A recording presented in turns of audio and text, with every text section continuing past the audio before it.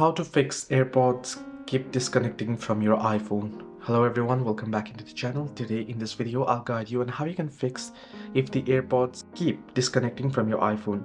Now if this happens, the most likely culprits are low battery on AirPods, Bluetooth interference from nearby devices, being too far away from your iPhone, or a faulty connection. To fix this, try first checking the battery level, restart your AirPods, try and move closer to your iPhone, try it, or even resetting your AirPods to factory setting if the issue persists. Now, if this all the basic steps you have already tried and if it still doesn't help, what you want to do is you want to go ahead and open up settings, right?